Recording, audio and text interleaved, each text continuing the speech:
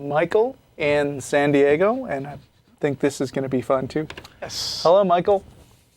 Hey guys, how's it going? Pretty good. Great, glad to hear that. Glad I was able to get through. There's like a million things I'd love to chew your brain about, but just the one for now. Have you ever heard of the work of Richard Feynman, I guess his name is? Feynman. I'm a big fan of his, actually. Awesome. So awesome.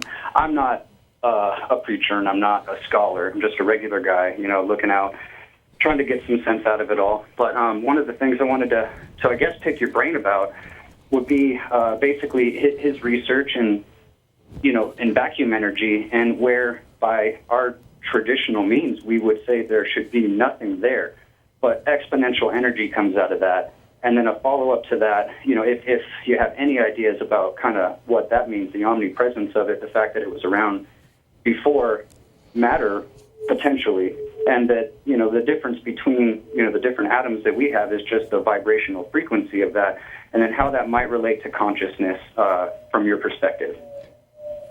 I'm not sure I followed all that. First of all, you do know that Richard Feynman described himself as an avowed atheist, right?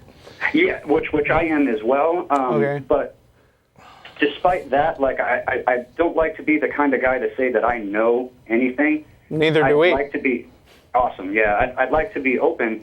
And just since that's something I've personally kind of been struggling with lately, for someone who's been of the opinion that there is no God whatsoever for a number of years at this point, to learn that there is a presence that underlines everything else. It literally is the fabric of everything in the known universe that is omnipresent, that doesn't necessarily rely on, the time aspects that we feel nowadays, everything is bound to. Just how maybe I can feel about that, or maybe if I can learn someone else's perspective. There aren't a whole lot of atheist folks that I feel comfortable talking to out here. This environment's super conservative, and it really feels like an awkward place to be an out atheist.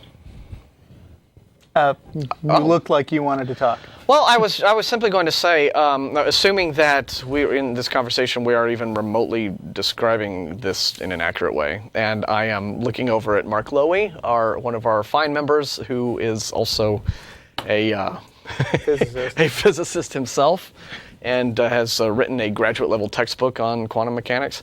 He, assuming that this description is accurate, if there is this sort of underlining force, whether it's the Higgs boson particle or whatever you want to say, that is omnipresent throughout the universe, well, why anthropomorphize that thing, right? I mean, there seems to be this immediate temptation to sort of say, oh, well, maybe that thing is God, or maybe this unknown ineffable force is the deity that everyone's. Why? And how can we now say that there's no God when there's this stuff?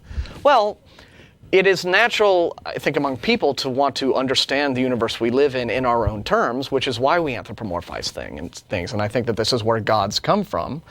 Going all the way back to the dawn of civilization, if you thought that the sun was some god riding his chariot across the sky, that was a way to put these things in the universe that you didn't really have the data to understand properly yet. You put them on your own terms, and so you put a human face on this stuff, and it makes it comprehensible.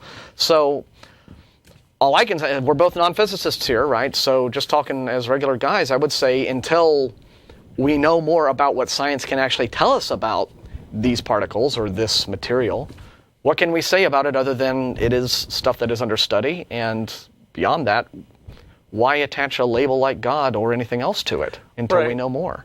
I mean, if somebody was coming at me from a theistic perspective saying, how do you explain this? My answer would be, I don't know. What does it have to do with God? I mean, when they call something a god, they're intentionally applying a word which has a whole bunch of extra connotations to it that people understand and assume they know what they're talking about. And I think the question is in, sort of nailing down what they think of as a god. I mean, does it have a consciousness itself? How do you know? What does it do? What is it capable of doing? How do you know any of that stuff? Did it write the Bible?